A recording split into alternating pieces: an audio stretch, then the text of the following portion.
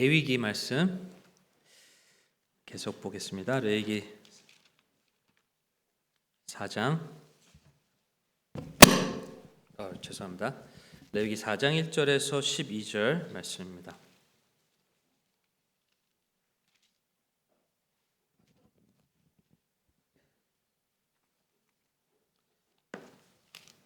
레위기 4장 1절에서 12절 우리 같이 교독하심으로 말씀 읽도록 하겠습니다. 제가 먼저 읽겠습니다. 주께서 모세에게 말씀하여 이르시되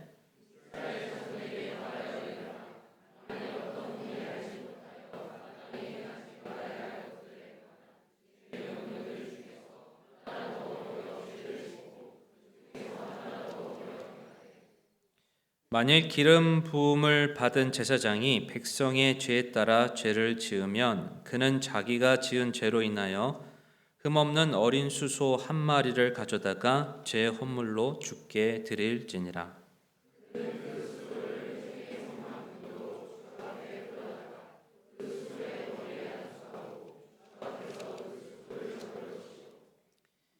기름 부음을 받은 제사장은 그 수소의 피를 취해 회중의 속막으로 가지고 가서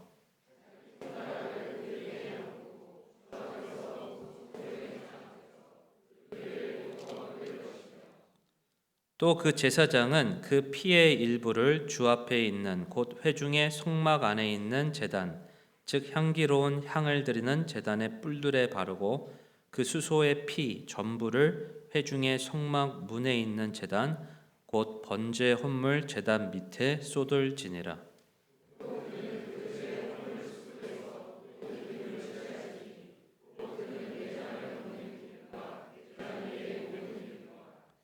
두 콩팥과 그것들 위에 기름 곧 허리 근방에 있는 것과 간 위에 꺼풀을 콩팥들과 함께 취하되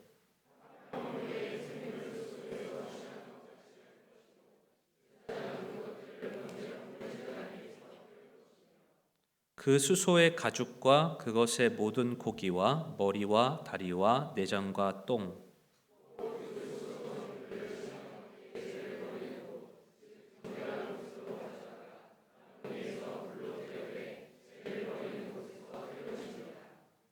아멘. 우리 함께 기도하겠습니다. 하나님 감사합니다. 저희 주중에 또 예수 그리스도의 이름으로 우리가 함께 또 모였습니다. 이 시간 복음의 믿음을 위하여 한 영으로 한 믿음 한 마음으로 또 주님을 위해서 나아가는 복된 시간 될 수 있도록 주여 인도해 주시옵소서. 성령님 이 시간 우리를 하나로 묶어 주시고 우리가 바라봐야 할 또 예수 그리스도를 높이는 또 복된 시간 될 수 있도록 인도해 주시기를 기도합니다. 각자의 심령 가운데 하나님 말씀해 주실 그 음성을 듣고 또 행하는 복된 우리의 삶이 될 수 있도록 주여 인도해 주시기를 기도합니다. 이 예배가 주님께서 기뻐하시는 그런 합당한 예배가 될 수 있도록 인도해 주시옵소서. 예수님의 이름으로 기도했습니다. 아멘. 자리 앉으시기 바랍니다. 오늘 속죄제라는 제목으로 말씀 함께 나누도록 하겠습니다. 우리가 계속해서 제사에 대해서 말씀을 보고 있는데요. 오늘은 네 번째 제사입니다. 첫 번째 제사가 여러분 뭐였죠? 네, 벌써 다 잊어버리셨네. 첫 번째 제사가 번제. 첫 번째가 번제. 큰일 났네요. 첫 번째가 번제, 그 다음에 두 번째가 소제. 두 번째가 소제였습니다. 그다음에 세 번째가 화목제, 그리고 이번이 이제 속죄제, 그다음에 속건제 이렇게 진행이 되는데요. 저희가 이 제사를 통해서 좀 함께 알아보기 원하는 것은 참 하나님께서 이스라엘 백성들에게 율법을 주신 것은 율법으로 온전하게 될 수 없다라는 거, 바로 율법을 통해서 그들이 죄를 깨닫게 하시고 또 그들에게 있어 진정한 메시아가 필요하다는 것을 하나님께서 알려주셨는데 이것을 통해서 우리에게 동일하게 바로 이 제사를 통해서 예수 그리스도의 그런 모형 그리고 우리가 예수님 앞에 어떻게 나가야 하는지 또 그런 시간을 우리가 가지고자 하는데요. 참 우리에게 있어서 이 신앙에 있어서 참 중요한 게 우리의 모습을 되돌아보는 것이 참 중요하다라고 생각합니다. 우리 안에 내주하고 계시는 성령님을 통해서 각자에게 주시는 그 음성을 듣는 것, 이것이 얼마나 우리의 신앙에 있어서 중요한지 모릅니다. 그런데 우리는 이 성령님을 통해서 나에게 각자에게 말씀해 주시는 그 음성을 들으려 하기보다 정말 다른 사람이 들어야 할 그런 음성, 다른 사람이 바뀌어야 될 그런 모습, 다른 사람이 뭔가 변화돼야 될 모습은 우리가 많이 묵상할 수 있지만 실제로 하나님께서 나에게 성령님을 통해서 주시는 그 음성에 대해서는 우리가 그것을 제대로 듣지 못할 수 있다라는 것입니다. 그래서 우리는 이 진리의 영, 위로의 영, 그리고 우리 안에 내주하시는 정말 이 하나님의 영, 바로 이 성령님을 통해서 우리가 하나님께 가까이 나아갈 수 있도록 그분께서 우리에게 들려주시는 그 음성을 제대로 듣고, 그리고 그 음성에 대해서 우리가 깨달아 알고 또 순종하며 나아가는 그 삶이 참 중요하다라는 것입니다. 그래서 이 시간 또 이 제사를 통해서 우리가 하나님 앞에 우리에게 주시는 그런 음성이 무엇인지 또 알고 또 주님 앞에 믿음으로 반응하는 그런 귀한 시간이 되었으면 좋겠습니다. 이 하나님께서 우리에게 허락해 주신 이 제사, 이런 번제는 어떤 제사였나요? 다시 한번 리뷰하는 시간을 좀 가지겠습니다. 이 번제는 하나님이 전부를 주신 거예요. 바로 하나님의 전부이신 예수 그리스도, 그분, 이 번제가 다 태우는 거잖아요. 가죽은 제사장들이 가져갔지만 그 전부를 다 태우는 게 바로 번제였습니다. 그래서 하나님께서 우리에게 전부를 주신 하나님의 희생과 사랑, 그것이 이 번제에 담겨져 있습니다. 그리고 여러분, 소제가 무엇입니까? 소제는 음식 건물이잖아요. 거기에는 이 누룩과 꿀이 들어가지 않았습니다. 누룩과 꿀이 들어가지 않고 이 음식 건물에는 뭐가 들어갔느냐? 바로 이 곡식 건물이죠. 곡식 건물에는 소금이 들어갔습니다. 그래서 이것은 하나님의 완전하심을 뜻합니다. 하나님의 완전하심. 바로 하나님께서는 우리에게 전부, 예수 그리스도의 전부를 통한 그 희생과 사랑을 보여주셨고, 그리고 그것을 통해서 하나님의 그 완전하심, 그분의 거룩하심, 그 온전하심을 우리에게 나타내 보여주셨다라는 것입니다. 그리고 그것을 통해서 하나님께서는 이 세 번째가 화목제죠. 바로 하나님과 죄로 인해서 영원히 단절될 수밖에 없는 그런 관계를 예수 그리스도를 통하여 우리가 하나님과 어떻게 했나요? 화평하게 하도록, 그렇게 관계가 끊이지 않고 단절이 되지 않고 하나가 될 수 있도록 그렇게 인도해 주셨다. 바로 이것이 화목제입니다. 그래서 바로 그때 화목제에 드려진 그런 희생 제물을 바로 이 제사장들과 모든 거기에 참여한 그런 백성들이 함께 먹을 수 있도록, 그런 잔치에 참여할 수 있도록, 그렇게 교제할 수 있도록 한 것을 우리는 보게 됩니다. 그래서 이 화목제, 바로 하나님과 우리의 관계를 하나 되게 해주신, 화해하게 해주신, 화평하게 해주신 그것을 우리가 볼 수가 있고요. 그리고 그것을 통해서 우리가 또 알 수 있는 사실은 하나님께서는 바로 하나님과 우리와의 그 단절된 관계를 화해하게, 화평하게 하는 데 있어서 우리에게 꼭 필요한 것, 바로 하나님께서는 우리의 모든 죄에 대해서 바로 그분께서 대속 헌물이 되어 주사, 바로 십자가에서 그분께서 피 흘리심으로 말미암아, 죽으심과 피 흘리심으로 말미암아 우리의 모든 죄를 대신 그 값을 지불해 주시는, 그런 대속해 주시는 그 은혜를 이루어 주셨다. 바로 이것이 속죄제인 것입니다. 그리고 그분께서는 우리의 본질적인 그 죄에 대한 그런 그 죄에 대한 값을 치러 주실 뿐만이 아니라 우리가 일상에서 겪게 되는 하나님과의 또 사람들과의 그런 관계 속에서 겪게 되는 그런 여러 가지 다양한 그런 죄에 대해서도 우리가 언제든지 하나님 앞에 요한일서에서 나와 있는 것처럼 하나님 앞에 우리의 죄를 솔직하게 자백하게 될 때 그분께서는 신실하시고 미쁘사 우리의 죄를 깨끗하게 하시고 그 관계를 회복시키게 해주시는 그런 것을 이루어 주신다. 바로 이것이 속건제에 대한 내용입니다. 여러분, 이것을 우리가 반대로 생각하면요, 이렇게 나아갈 수가 있습니다. 우리가 일상 속에서 우리가 살아가면서 겪게 되는 사람들과의 그런 관계 속에서 또 하나님과의 그런 관계 속에서 우리가 살아가면서 일상에서 겪게 되는 다양한 그런 죄들을 통해서 우리가 죄의 찔림을 얻게 되죠. 그런 죄의 찔림을 얻게 되는 것이 바로 우리 속건죄. 그런 우리의 작은 그런 죄를 통해서 우리가 죄의 찔림을 얻게 된다면 바로 그것을 통해서 우리가 하나님 앞에 내가 진짜 하나님 앞에 큰 죄인임을 인식하고 죄의 본질을 내가 자각하고 하나님 앞에 그렇게 내가 죄인으로서 나아가게 된다라는 것이죠. 바로 이것이 속죄제에 대한 내용이다라는 것입니다. 바로 나의 어떤 죄에 대한 인식을 가지고 하나님 앞에 내가 죄인으로서 나아가는 것, 바로 그것이 속죄제에 대한 내용인데, 바로 내가 그런 하나님 앞에 죄인으로 나아가게 되었을 때 하나님께서는 이 죄인 된 나를 어떻게 하시나요?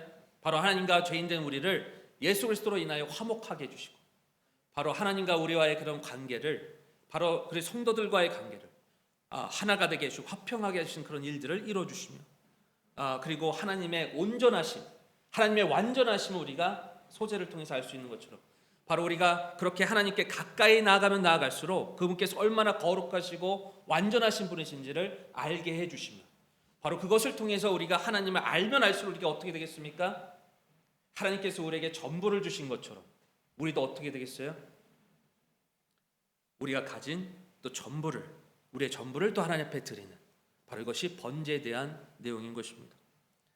그래서 하나님께서 이 제사는요, 제사는 하나님께서 우리에게 베풀어 주신, 하나님께서 우리에게 은혜를 베풀어 주시고 사랑을 베풀어 주신 그런 내용도 담겨져 있지만, 또 한편으로는 내가 하나님 앞에 어떠한 모습으로 나아가야 하는지, 하나님께 사랑을 어떻게 내가 표현해야 되는지, 그 표현에 대한 내용이 담겨져 있다라는 것입니다. 그래서 이 제사를 통해서 이스라엘 백성들에게 주신 이 제사를 통해서 내가 하나님 앞에 어떠한 큰 사랑을 또 받았고, 또 내가 하나님 앞에 어떠한 모습으로 또 나아가고 있는지 시간도 우리의 모습을 또 되돌아보는 그런 시간을 가졌으면 좋겠습니다. 오늘은 이 속죄제에 대해서 좀 구체적으로 좀 살펴보는 시간을 갖도록 하겠습니다. 우리가 이 제사를 통해서 보게 될 때 알 수 있는 것은요, 이 희생 제물을 누가 죽이느냐? 희생 제물을 죽일 때 제사장이 죽이는 게 아니에요. 이 희생 제물을 드릴 때, 제사를 드릴 때 이 제사를 참여한 그 각자가 이 희생 제물을 죽이게 됩니다. 그래서 여러분, 우리가 예배를 드릴 때요, 다른 사람 생각하면서 나아가는 게 되면 안 된다. 야, 이 말씀은 저 사람이 들어야 되는데, 야, 이 예배는 저 사람이 드려야 되는데. 저도 가끔 그런 것 같아요. 하나님께 집중을 해야 되는데 자꾸 사람을 보고, 저 사람이 들어야 되는데 이런 생각을 많이 할 때가 있습니다. 근데 예배는요, 다른 사람이 드리는 게 아니고 내가 하나님 앞에 드리는 겁니다. 내가 하나님 앞에 나가는 거예요. 내가 희생물을 잡아가지고 각을 떠가지고 나가는 거예요. 제사장은 어떤 겁니까? 피를 뿌리는 거죠. 피를 뿌리는 거고, 이제 실제로 희생물을 잡는 것은 바로 각자가, 제사를 참여하는 각자가 해야 됩니다. 그래서 여러분, 이 시간, 이 예배, 하나님 앞에 드려지는 이 예배가 바로 내 자신이 하나님 앞에 나아가는 그런 복된 그런 예배, 하나님 앞에 온전히 각자가, 개인이 온전히 주님을 만나는 그런 복된 시간이 되기를 바랍니다. 그래서 다른 사람의 희생제물이 아니라 내 죄를 전가한 희생물을 가지고 내가 하나님 앞에 그렇게 나아갈 수 있는, 바로 예수 그리스도의 이름으로 바로 하나님 앞에 나아갈 수 있는 그런 복된 시간이 되기를 바랍니다. 이 시간, 이 속죄제를 통해서 우리에게 말씀해 주시는 영적인 원리를 또 함께 좀 살펴보도록 하겠습니다. 이 레위기 4장에 보면 이 2절에 보면 이런 말씀이 나옵니다. 이스라엘 자손에게 말하여 이르라, 만일 어떤 사람이 알지 못하여라고 이렇게 나와요. 알지 못하여 마땅히 행하지 말아야 할 것들에 관한 주의 명령들 중에서 하나라도 어겨 죄를 짓고라고 이렇게 말씀하고 있는데, 바로 이 알지 못하는 죄에 대해서 죄를 범하게 되었을 때 바로 그 내가 배상할 수 없는 그런 죄에 대해서 하나님 앞에 그 죄를 가지고 나아가는 그런 제사가 바로 속죄제라는 것을 우리에게 알려주고 있습니다.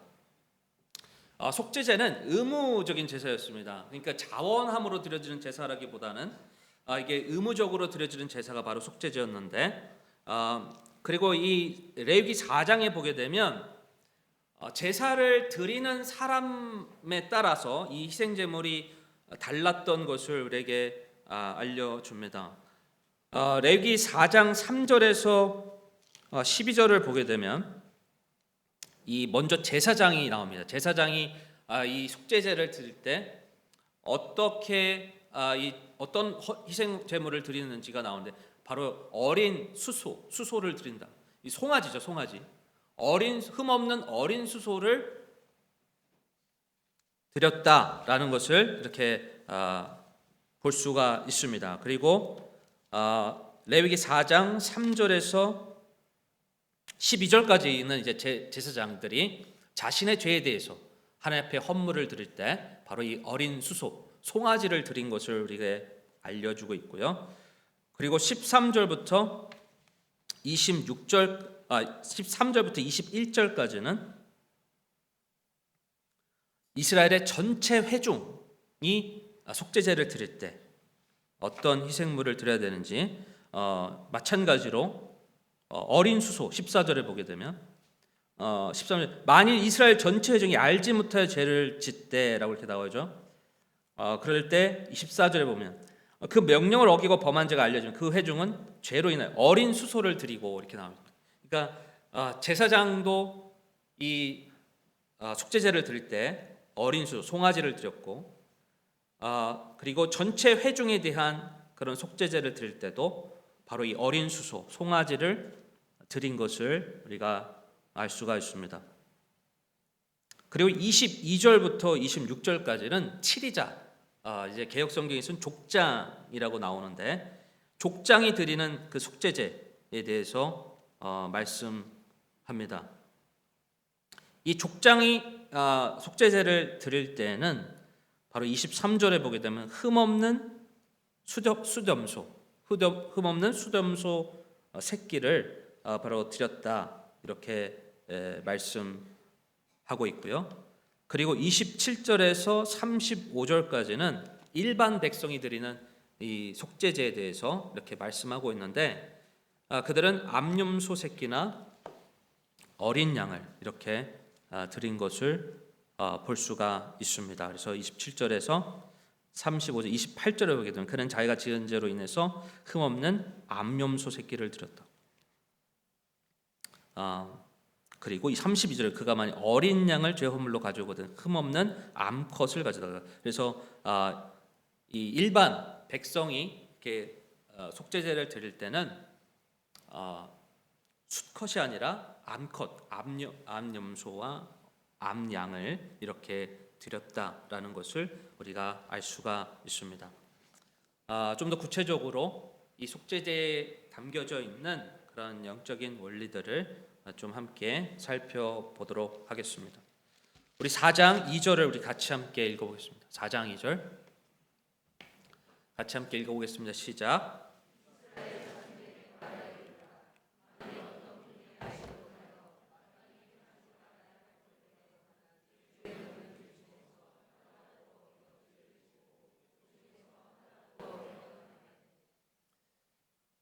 이스라엘 자손에게 말하 이르라. 만일 어떤 알지 못하여 마땅히 행하지 말아야 할 것들에 관한 주의 명령들 하나라도 어겨, 그 주의 명령들 중에서 하나라도 어겨 죄를 짓고 그 중에서 하나라도 어겨 행하되라고 이렇게 말씀합니다. 하나님은 이스라엘 백성들이 이제 광야를 지날 때, 바로 아무것도 보이지 않는 그런 광야에서, 아무것도 없는 그런 광야에서요, 바로 그들이 하나님을 인정하고 하나님을 섬기는 자들이 될 수 있도록, 하나님과 동행하는 자들이 될 수 있도록 하나님 그들에게 제사를 허락해 주셨습니다.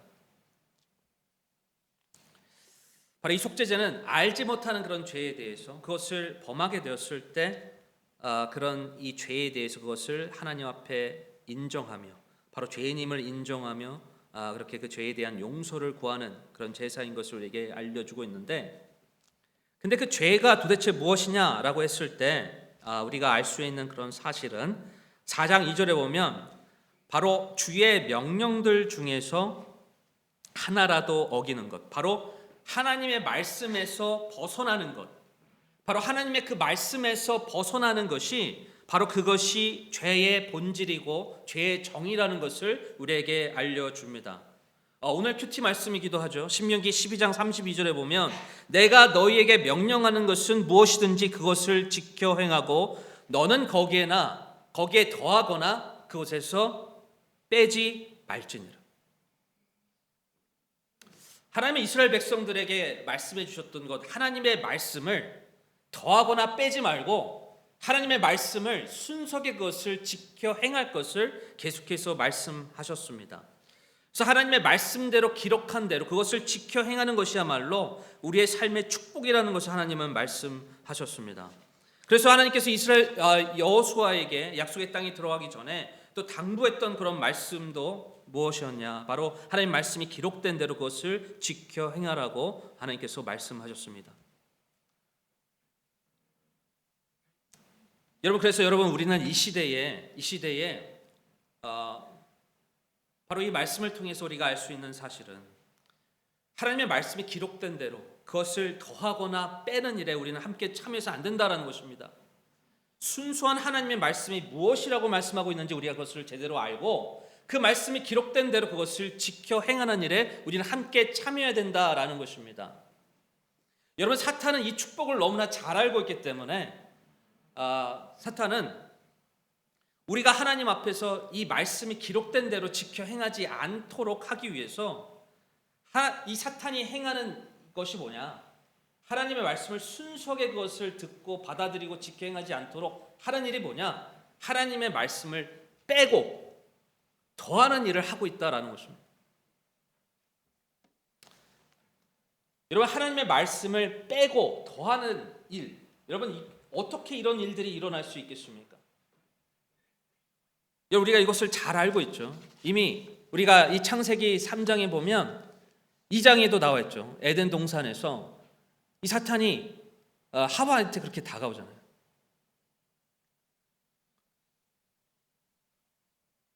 이거 잘 들으셔야 됩니다. 많이 좀 이렇게 내용이 좀 그렇죠. 예. 그래도 이거 진짜 중요한 내용입니다.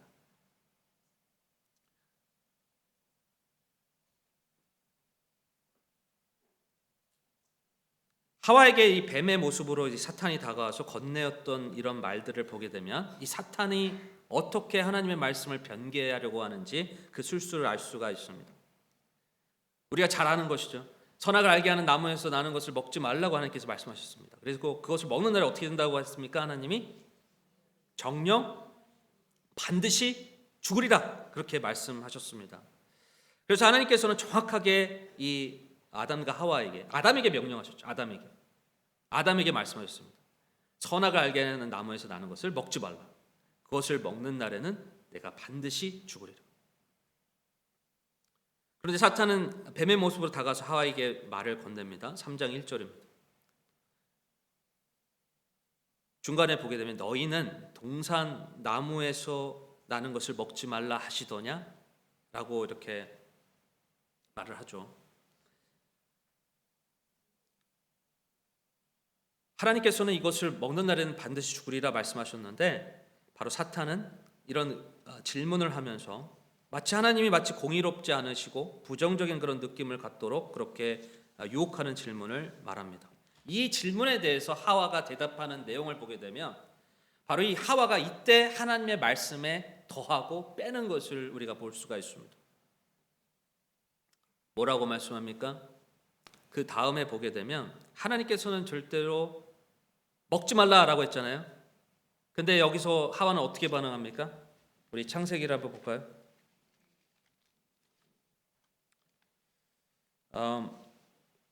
창세기 3장 2절에 보게 되면 여자가 뱀에게 이르되 우리가 동산의 나무들의 열매는 먹어도 되나? 3절 동산의 한가운데 있는 나무의 열매에 관하여는 하나님께서 이르시되 너희는 그것을 먹지도 말고 만지지도 말라 너희가 죽을까 염려하노라.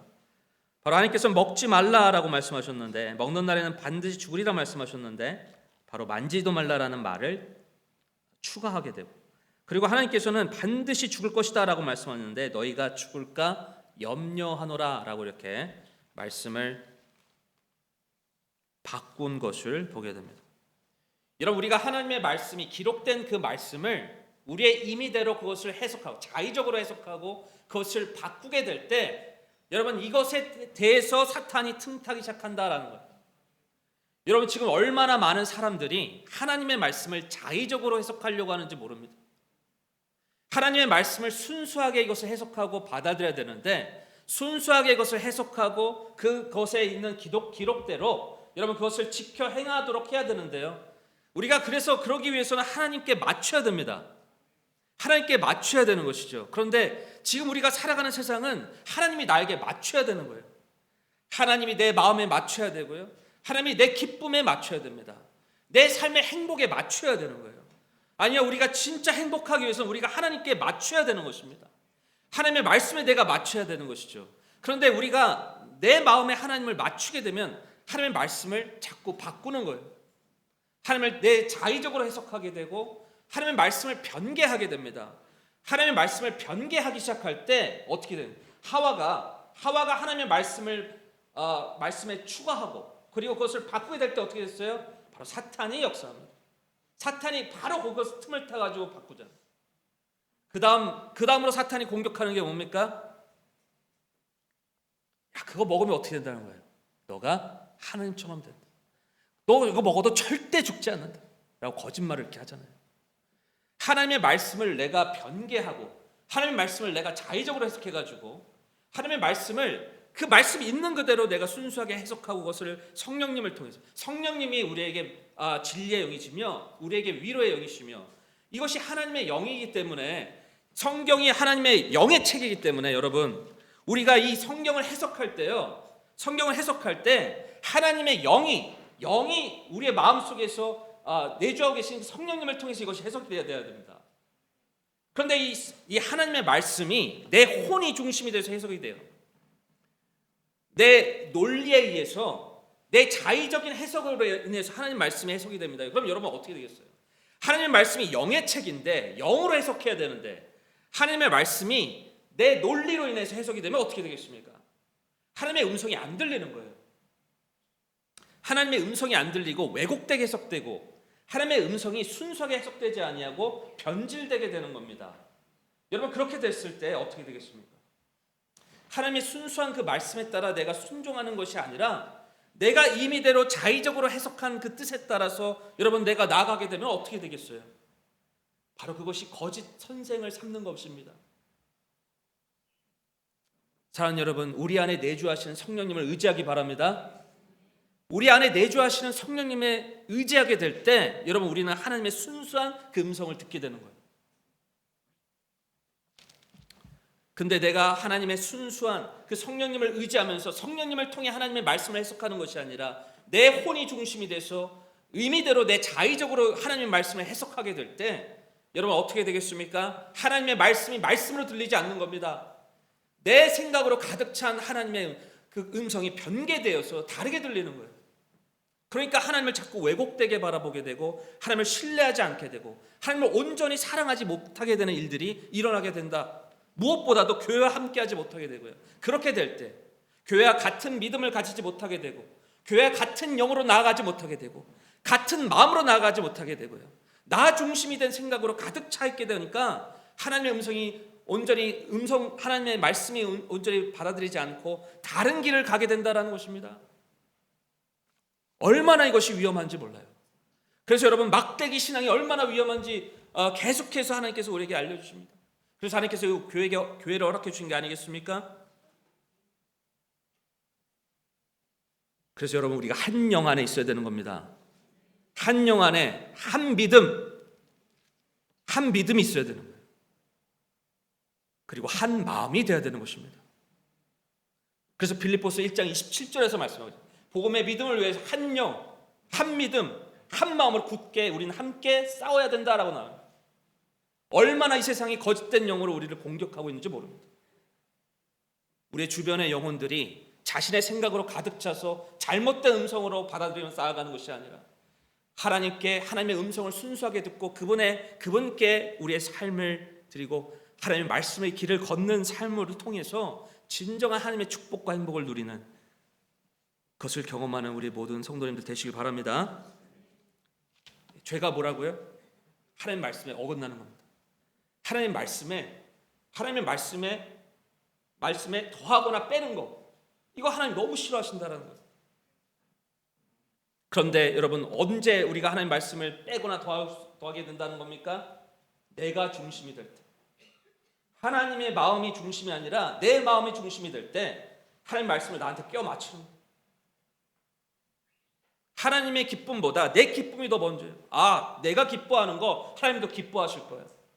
물론 하나님이 근데 여러분, 이게 먼저가 되면 안 된다는 것입니다. 내가 기뻐하는 거 하나님이 기뻐하실 거야. 여러분, 하나님이 기뻐하시는 것이 먼저가 돼야 되는 것입니다. 하나님이 기뻐하시는 것을 내가 믿음으로 선택하며 나아가게 될 때 그 기쁨에 하나님께서 성령님을 통해서 기쁨의 열매를 주시는 거예요. 그런데 내가 기쁜 게 먼저가 돼요. 하나님이 내가 행복하면 하나님이 기뻐하실 거예요. 여러분, 이렇게 되면 안 됩니다. 그건 하나님의 말씀을 빼거나 더하는 것이 되게 됩니다.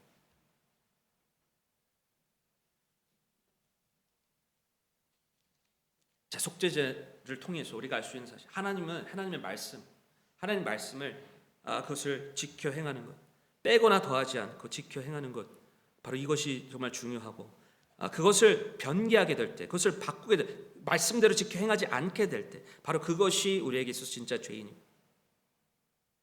죄라는 것을 우리에게 알려주고요. 바로 이 속죄제는 우리가 하나님 앞에 정말 지극히 큰 죄인임을 인정하고 나아가는 그런 모습을 우리에게 알려주고 있다는 것입니다.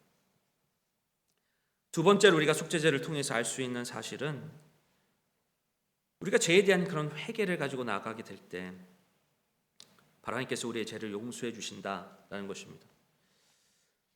우리 레위기 3장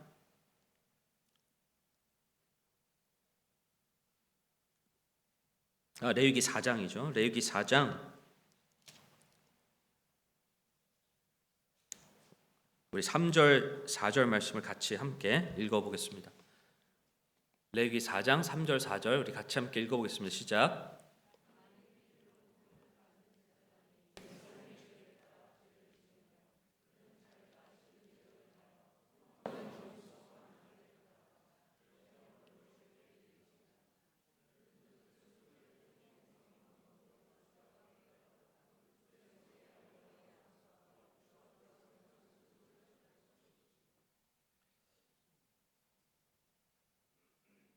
만일 기름 부은 받은 제사장이 백성이 죄를 따라 죄를 지으면 그는 자기가 지은 죄로 인하여 흠없는 어린 수산물을 가져다 죄 허물로 주께 드릴지니라, 이렇게 나오고요.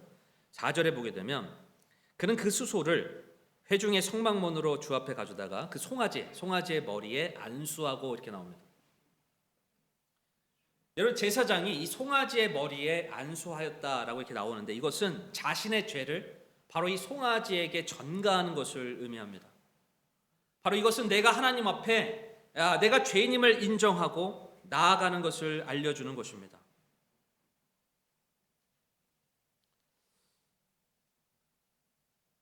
여러분, 우리가 정말 하나님 앞에 온전한 그 죄사함의 은혜를 받아들이기 위해서, 그리고 우리가 각자가 여러분, 우리가 하나님의 성령님을 통해서 하나님의 음성을 듣기 위해서, 여러분, 우리 각자가 다른 사람의 했던 죄를 가지고 나아가는 것이 아니라 다른 사람의 죄에 대해서 정죄하고 그것을 바라보고 묵상하는 것이 중요한 것이 아니라 성령님을 통해서 나에게 들려주신 그 음성에 따라 내가 희생제물의 죄를 전가하여 바로 나의 죄를 대신해서 죽으신 예수 그리스도를 믿음으로 바라보며 하나님 앞에 나아가는 것이 필요하다라는 것입니다.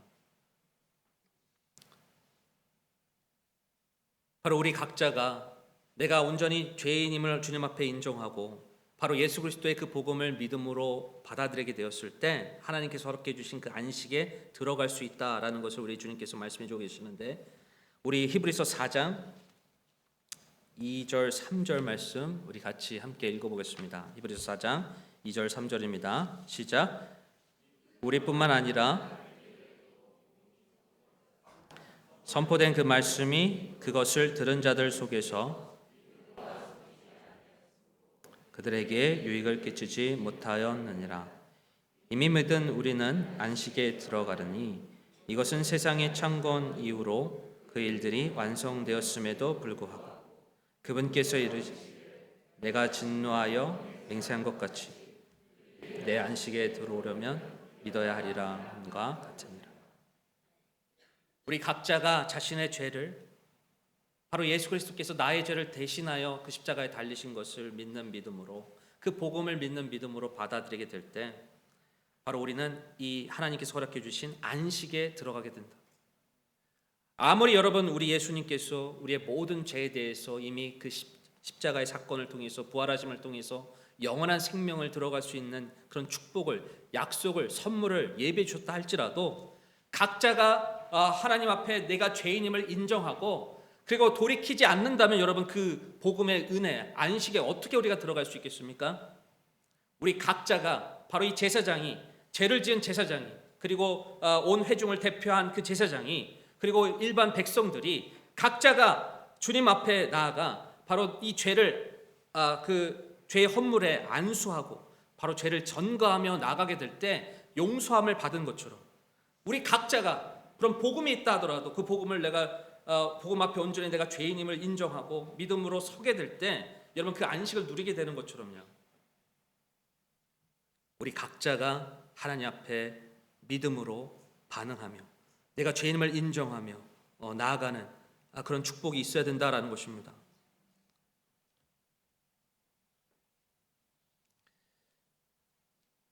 우리가 이 속죄제를 통해서 좀 눈여겨 볼 수 있는 사실은 이 희생 제물을 드리는 그런 과정 속에서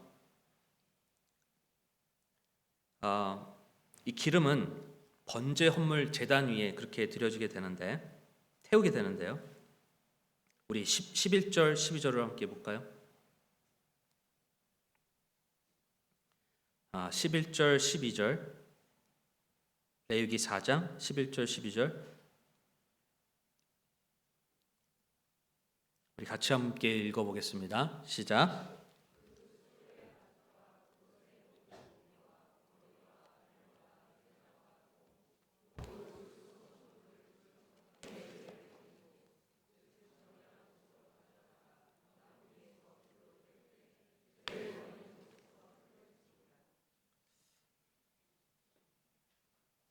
이 속죄제를 드릴 때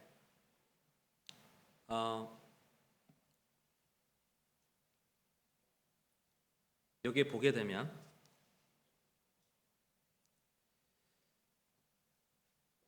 구절에 보게 되면 기름 그리고 간 위에 거풀 콩팥들과 함께 그것을 취하되 번제물 제단 위에 그것을 태웠다라고 나오는데요. 그런데 이제 11절을 보게 되면 모든 고기와 그리고 모든 그런 것들을 진영 밖에서 그것을 태웠다라고 나옵니다. 그러니까 진영 밖에 죄를 버리는 곳에서 태웠다라고 이렇게 나오는데 이것은 이제 히브리서 13장에서도 나옵니다. 히브리서 13장 11절 12절을 같이 한번 보겠습니다. 같이 함께 읽어보겠습니다. 시작. 그 짐승들의 피는 죄로 인하여 대제사장이 성소 안으로 가지고 들어가고 그것들의 몸은 진영 밖에서 불사르나니 그러므로 예수님께서도 친히 자신의 피로 백성을 거룩히 구별하시려고 성문 밖에서 고난을 당하셨느니라. 바로 진영 밖에서 바로 기름 제외한 모든 것을 태움으로 그렇게 하나님 앞에 속죄제로 드린 것처럼 바로 예수님께서 이 성문 밖에서 그 갈보리 언덕에서 십자가에 죽으심으로 말미암아 바로 물과 피를 흘리심으로 말미암아 바로 우리와 하나님과의 그런 관계를 화목하게 화평하기 위해 바로 우리의 죄를 대속하기 위해 바로 이 속죄 헌물로 하나님께서 드리셨다. 이것을 우리에게 또 말씀해 주고 있습니다. 이 시간 또 속죄제를 통해서 하나님께서 주시는 그런 사랑과 그 은혜를 힘입어 하나님께서 바로 나의 이 모든 사람의 죄뿐만이 아니라 나의 죄에 대해서 온전히 나의 죄를 대속하사 그 죄를 완벽하게 그 죄를 속죄하시고 그리고 하나님과의 관계를 화목하게 하시고 하나님과 온전히 하나가 될 수 있는 그런 기회를 이루어 주신 것에 대해서 감사함으로 나아가는 귀한 축복이 있길 바랍니다. 이 시간 혹시 성령님을 통해서 나에게 개인적으로 말씀해 주시는 어떤 그런 죄가 있다면, 어떤 그런 주님과의 그런 관계에 있어서 말씀해 주신 어떤 음성들이 있다면 이 시간 하나님 앞에 나아가 나의 속죄 헌물이 되어 주시고 주님과의 그런 나의 관계를 깨끗하게 주시는 그런 하나님의 음성을 듣고 또 믿음으로 반응하는 복된 시간이 되었으면 좋겠습니다.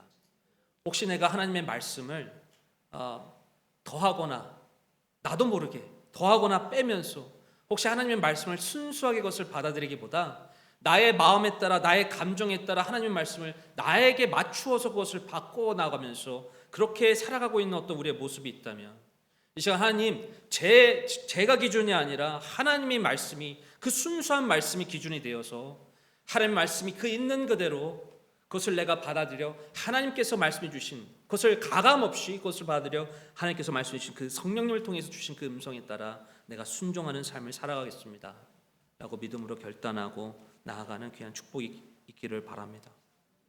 이제 우리 다 같이 일어나도록 하겠습니다.